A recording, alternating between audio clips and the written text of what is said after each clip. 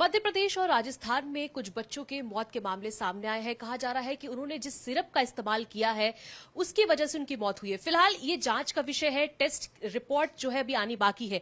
लेकिन जो सिरप का इस्तेमाल हुआ है उसमें खतरनाक सॉल्ट यूज किया जाता है जो है डेक्स्ट्रोमेटॉर्फिन। कितना ये खतरनाक है, इस पर ज्यादा बातचीत करने के लिए हमारे साथ सीनियर पीडियाट्रिशियन मौजूद है, डॉक्टर रवि मलिक। सर, आपके पास तो हजारों की तादाद में रोज बच्चे आते हैं, ऐसे में कई सर्दी जुकाम होता होगा, उनको सिरप आप भी प्रिस्क्राइब करते होंगे, तो सर क्या ध्यान देना चाहिए? देखिए, सबसे पहले तो ये बताना चाहूंगा कि आप छोटे बच्चे को कॉफ सिरप, जो 6 साल से छोटा बच्चा है उसको कॉफ सिरप हम दे ही नहीं सकते। दूसरी चीज है, जो डेक्स्ट्रोमेथॉर्फिन भी है ये कॉफ सप्रेसेंट है, ये भी बच्चों में नहीं दिया जाना चाहिए, खासकर जो बच्चे 6 साल से छोटे हैं। कफ सिरप बच्चों में हम इसलिए नहीं देते क्योंकि इसका कोई खास बेनिफिट नहीं है। इसके अंदर या तो एंटीटसिव्स होते हैं, यानी कॉफ की दवाइयां होती हैं, कफ को सप्रेस करने की दवाइयां होती हैं, या डिकंजेस्टेंट होते हैं, या एंटीहिस्टामिनिक होते हैं, जो कि बच्चों के अंदर नुकसानदेह हो सकते हैं।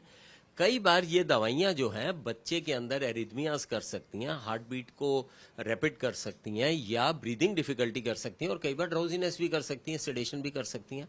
और अगर इनकी डोज की मात्रा थोड़ी ज्यादा चली जाए तो ये जानलेवा भी हो सकती हैं। तो पहली चीज तो हमारी जितनी पीडियाट्रिक ऑर्गेनाइजेशंस हैं, चाहे आईएपी है, अमेरिकन एकेडमी ऑफ पीडियाट्रिक्स है, वो 6 साल से छोटे बच्चे को कॉफ सिरप रिकमेंड ही नहीं करती हैं।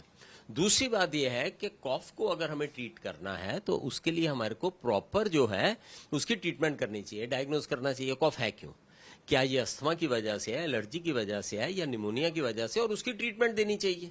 इंस्टेड कि हम उसको कॉफ सिरप दें, हम बच्चे को वेल हाइड्रेटेड रखें, नेजल सलाइन ड्रॉप्स का इस्तेमाल करें, निमोनिया है तो एंटीबायोटिक दें। कॉफ सिरप कोई विकल्प नहीं है। क्या सर, जो कॉफ सिरप अलग अलग कंपनियों के द्वारा बनाए जाते हैं उसमें ये जो सॉल्ट है उसका इस्तेमाल किया जाता है और कितनी मात्रा में किया जाता है?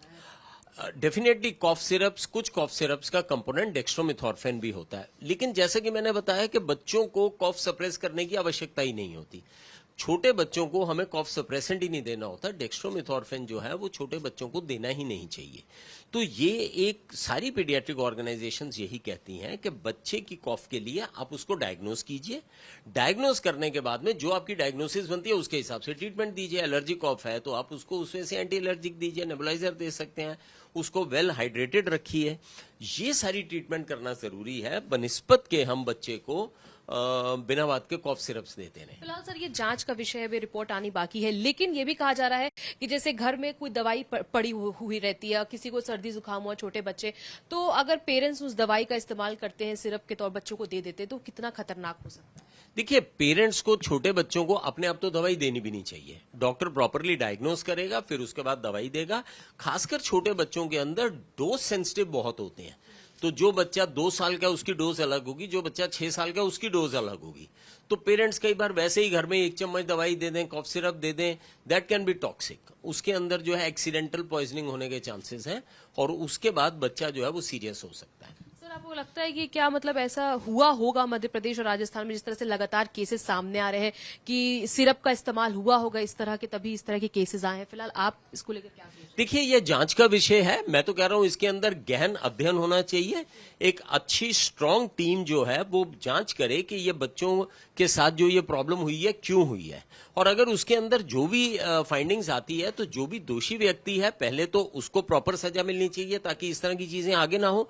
और दूसरा, अगर इस तरह के कॉफ सिरप्स और भी मार्केट के अंदर हैं तो उनको फौरन अरेस्ट कर लेना चाहिए ताकि कोई और बच्चों के अंदर ये ना जाए। और पब्लिक में ये अवेयरनेस होनी चाहिए, पेरेंट्स में अवेयरनेस होनी चाहिए कि खुद से बिल्कुल बच्चों को कॉफ सिरप ना दें। 6 साल से छोटे बच्चे को कॉफ सिरप बिल्कुल नहीं देना चाहिए, और प्रॉपर ट्रीटमेंट के लिए आप प्रॉपर डायग्नोसिस करें। मेरा एक आखिरी सवाल है, जो आप बोल रहे थे अवेयरनेस की बहुत जरूरत है, बहुत एक बड़ा तबका है देश में जो पढ़ा लिखा नहीं भी है, जो गांव में है, तो ऐसे में जब वो अपने बच्चों को दवाई देते हैं, ऐसे बाजार से, कई लोग होते हैं कि जाके किसी भी आप मेडिकल स्टोर से दवाई खरीद रहे, सिरप खरीद रहे, तो ऐसे में क्या मैसेज देना चाहेंगे उन परिवार को, पेरेंट्स को, कि ऐसे सिचुएशन में क्या करने की जरूरत है? देखिए, छोटे बच्चों के लिए आप वैसे ही जाके कई बार केमिस्ट से दवाई खरीद लेते हैं, कई बार घर में बड़े की दवाई पड़ी है वही दे देते हैं कि चलो हम खांसी में 1 चम्मच ले रहे थे, इसको आधा चम्मच दे देते हैं।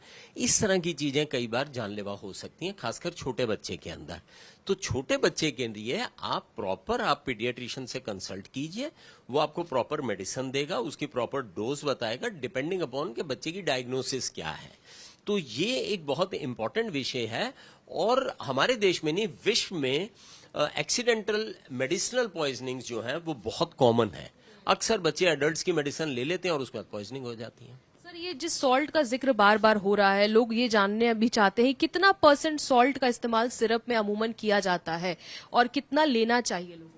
देखिए, जो डेक्स्ट्रोमेथॉर्फिन है वो कई बार सिरप्स का कंपोनेंट होता है कॉफ सप्रेसेंट्स के लिए, लेकिन जैसा कि मैंने बताया कि बच्चों में तो कॉफ सप्रेशन की जरूरत ही नहीं होती, खासकर छोटे बच्चों को बिल्कुल जरूरत नहीं होती है। तो ये सिरप जो है, वैसे भी कॉफ सिरप जो है वो बच्चों में हम देते ही नहीं है, छोटे बच्चों में। बात करने के लिए बहुत बहुत शुक्रिया।